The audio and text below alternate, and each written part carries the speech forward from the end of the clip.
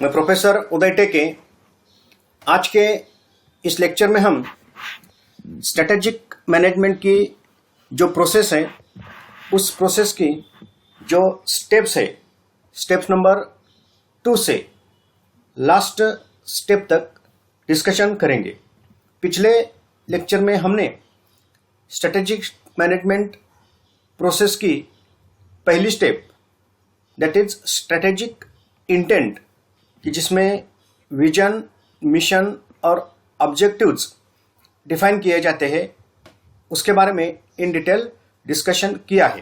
तो आज का ये स्ट्रेटेजिक मैनेजमेंट प्रोसेस का दूसरा लेक्चर है कि जिसमें जो नेक्स्ट स्टेप्स है उसके बारे में डिस्कशन करेंगे। तो step number 2, analysis of companies external environment, यानी कि जो एक्सटर्नल एनवायरनमेंट है, बाह्य वातावरण, उसको एनालाइज किया जाता है। तो क्या होता है इसमें कि second phase of strategic management process is analysis of organisations external operating environment. Okay, जो एक्सटर्नल एनवायरनमेंट है जिसमें बिजनेस को ऑपरेट करना पड़ता है, उसको एनालाइज किया जाता है। द प्राइम पर्पज, इसका प्राइम पर्पज क्या है? The prime purpose of analysis external operating environment is to identify organisation strategic opportunities. Prime purpose क्या है एक्सटर्नल एनवायरनमेंट का?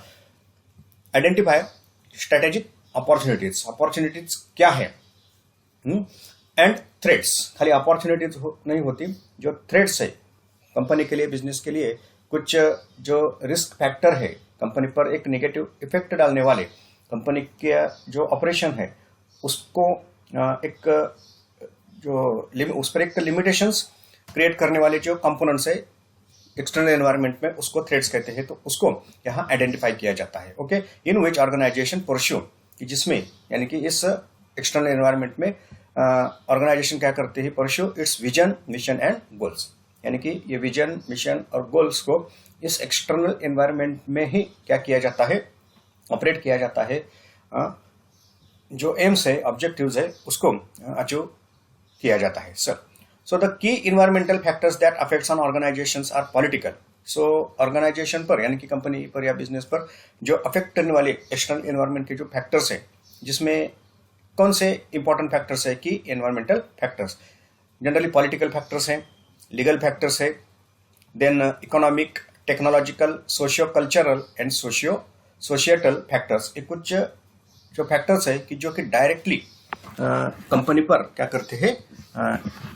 अफेक्ट, कंपनी पर उसका इफेक्ट होता है। पॉजिटिव भी हो सकता है, नेगेटिव भी हो सकता है। ऑल दीज फैक्टर्स में बी ग्रुप्ड इनटू 3 कैटेगरीज। ये जो फैक्टर्स है उसको जनरली मैक्रो फैक्टर्स कहा जाता है, लेकिन अगर हम इन डिटेल उसको डिस्कस करेंगे तो 3 कैटेगरी में इस एक्सटर्नल फैक्टर को क्या किया जाता है? ग्रुप किया जाता है उसका। पहला है इंडस्ट्री एनवायरनमेंट, जिस इंडस्ट्री में वो बिजनेस काम करता है उसका particular environment. Okay, then national environment, जिस कंट्री में वो बिजनेस ऑपरेट होता है उसका एक नेशनल एनवायरनमेंट, उस कंट्री का जो एनवायरनमेंट है कि जो पॉलिटिकल, कल्चरल वगैरह होता है जनरली, एंड मैक्रो एनवायरनमेंट। ये 3 एनवायरमेंटल कंपोनेंट फैक्टर्स बिजनेस को, मैनेजर्स को क्या करने पड़ते हैं? एनालाइज करने पड़ते हैं। तो ये जो स्वेट एनालिसिस है, जिसमें एक्सटर्नल एनवायरनमेंट को एनालाइज किया जाता है, इसके बारे में अगले चैप्टर में हमें इन डिटेल डिस्कशन करना है, लेकिन प्रोसेस में ये क्या है? सेकंड स्टेप है। देन जो थर्ड स्टेप है,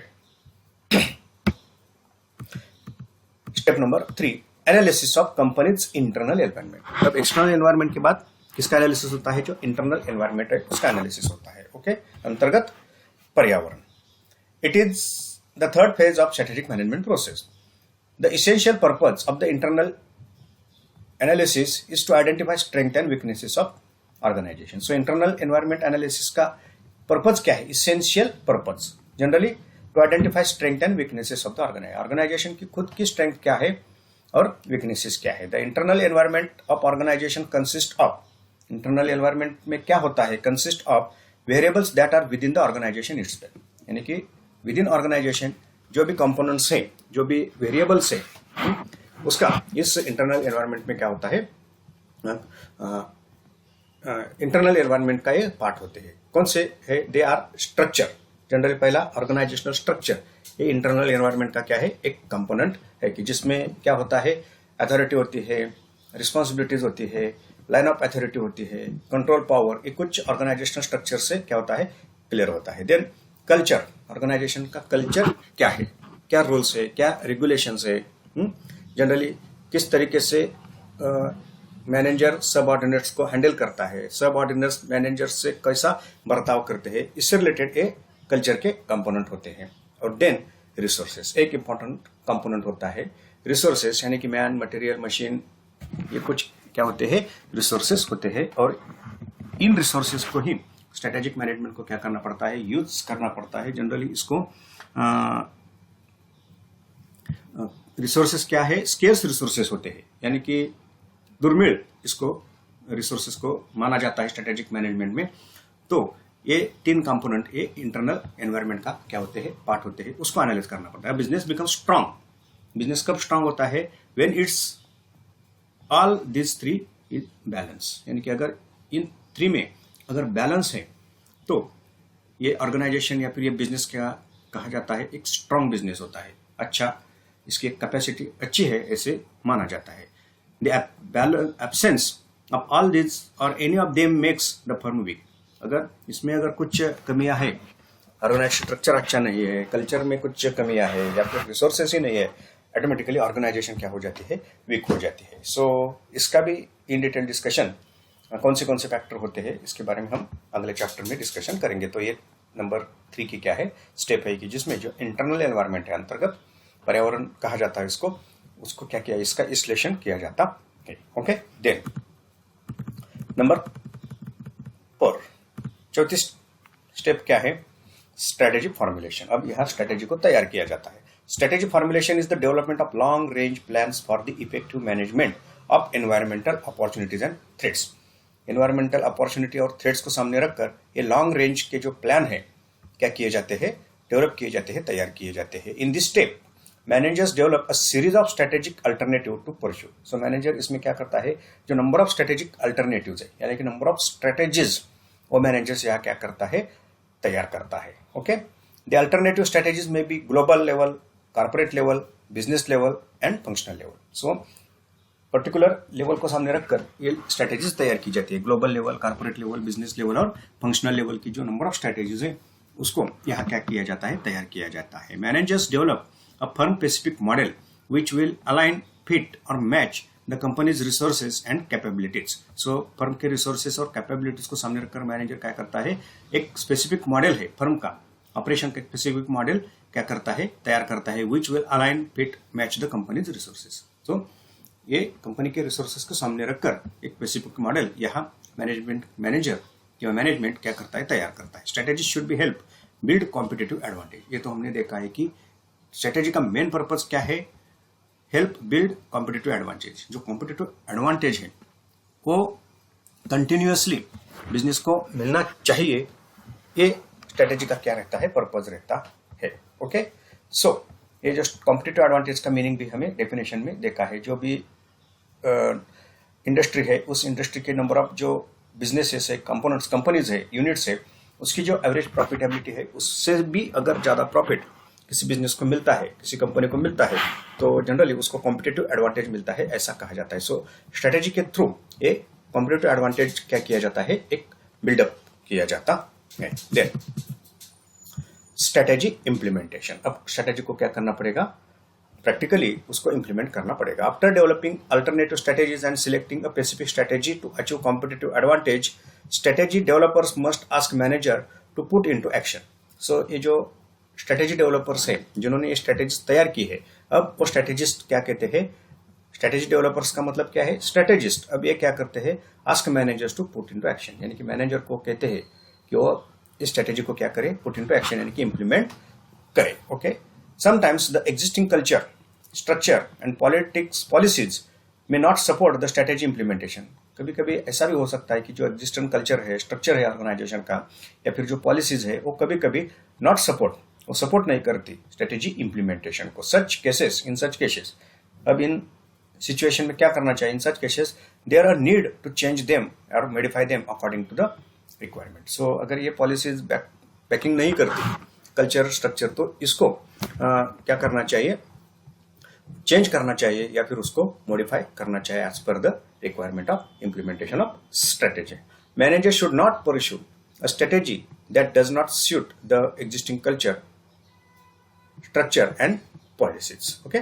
Generally, strategy implementation is done by middle and operating level managers, and the same is reviewed by top level managers. So, strategy implementation का काम कौन करता है? Generally, ये जो middle level की management है या फिर operating level यानी कि lower level की जो management है, managers उसके क्या करते हैं? इस strategy को implement करते हैं और टॉप लेवल के जो मैनेजर्स है या फिर मैनेजमेंट है, टॉप लेवल मैनेजमेंट, वो स्ट्रेटेजी का क्या करता है? रिव्यू लेता है. ओके, सो ये strategy implementation. Generally middle level और लोअर लेवल ये क्या करती है? स्ट्रेटेजी को इम्प्लीमेंट करती है. इम्प्लीमेंट करते वक्त क्या किया जाता है? अगर स्ट्रक्चर, पॉलिसीज, रिसोर्सेस नहीं है, वो अगर सपोर्ट नहीं करते तो उसको चेंज किया जाता है या फिर उसमें मॉडिफिकेशंस किए जाते हैं. और लास्टली क्या होता है? Strategy evaluation and control. तो उसको इवेल्युएट किया जाता है. कैसे? Strategy evaluation and control go side by side strategy implementation. So it is a parallel to strategy implementation. यानी कि स्ट्रेटेजी इम्प्लीमेंटेशन के वक्त ही क्या होता है? कंटिन्यूअसली इवेल्युएशन होता है. Okay, just strategy formulation and implementation may not help in achieving corporate objective. Formulate किया, उसको इम्प्लीमेंट किया, ये not help in achieving corporate. ये कॉर्पोरेट जो ऑब्जेक्टिव है उसको अचीव करने में ये हेल्प नहीं करते. यानी कि खाली तैयार करना और इम्प्लीमेंट करना, तो उसको इवेल्युएट भी करना पड़ता है. So good control is critical for corporate success. So control process जो है कॉर्पोरेट सक्सेस के लिए इंपॉर्टेंट होती है. कंट्रोल का फंक्शन तो हमें मालूम है. जो भी रूल्स रेगुलेशंस है, जो भी ऑब्जेक्टिव वगैरह है, विजन, ये अचीव होता है या नहीं, उससे रिलेटेड डायरेक्शन है या नहीं, उससे रिलेटेड वर्कर्स का, एम्प्लॉयज का काम है या नहीं, ये देखना, ये इवेल्युएशन और कंट्रोल में फंक्शन होता है. Okay, strategy evaluation and control is the process in which, इसमें क्या होता है? In which corporate activities and performance result are measured and monitored with the view to compare actual result with the predetermined target performance. So इसमें क्या होता है? जो predetermined target performance है, स्टैंडर्ड जो है, ओके, उससे जो एक्चुअल रिजल्ट है, परफॉर्मेंस रिजल्ट, जो एक्टिविटी का जो एक्चुअल रिजल्ट है, परफॉर्मेंस रिजल्ट है, उससे क्या किया जाता है? कंपैरिजन किया जाता है. जो स्टैंडर्ड है उससे परफॉर्मेंस का, एक्चुअल का क्या किया जाता है? कंपैरिजन किया जाता है. और देन क्या होता है? उसको मेजर किया जाता है, उसको मॉनिटर किया जाता है. अगर कुछ डेविएशंस आते हैं, जनरली कंट्रोल और इवेल्युएशन में डेविएशंस को फाइंड आउट किया जाता है और उसके जो कॉजेस है, व्हाई डेविएशन ऑकर्ड और इनकर्ड, उस पर ये स्ट्रेटेजी इवेल्युएशन और कंट्रोल क्या करता है? ध्यान देता है. If the corporate objectives are not achieved, so अगर कॉर्पोरेट ऑब्जेक्टिव को अचीव नहीं किया जाता, then managers need to take corrective actions. So manager क्या करता है? फिर करेक्टिव एक्शन, यानी कि जो स्ट्रेटेजीज की गई है उसको रीडिजाइन किया जाता है या फिर कुछ स्ट्रेटेजीज को बैक लिया जाता है, रिमूव किया जाता है या फिर उसमें कुछ बदलाव किए जाते हैं. Evaluation and control helps in identifying weaknesses in implementing strategy. So इस इवेल्युएशन और कंट्रोल का मेन पर्पज क्या है? जो वीकनेसेस है इम्प्लीमेंटेशन के वक्त, जो कमियां है, वो इस स्ट्रेटेजी इवेल्युएशन और कंट्रोल से क्या होती है? ध्यान में आती है. तो इसको भी आगे जाकर हमें क्या करना है? डिस्कस करना है. तो इससे ये क्लियर होता है कि हमारा जो सिलेबस है, सिंपली एक स्ट्रेटेजिक मैनेजमेंट प्रोसेस को इन डिटेल हमें क्या करना है? स्टडी करना है. तो ये स्ट्रेटेजिक मैनेजमेंट की क्या है? प्रोसेस है. आगे जाकर हर एक स्टेप को हमें अपने सिलेबस में क्या करना है? इन डिटेल डिस्कस करना है.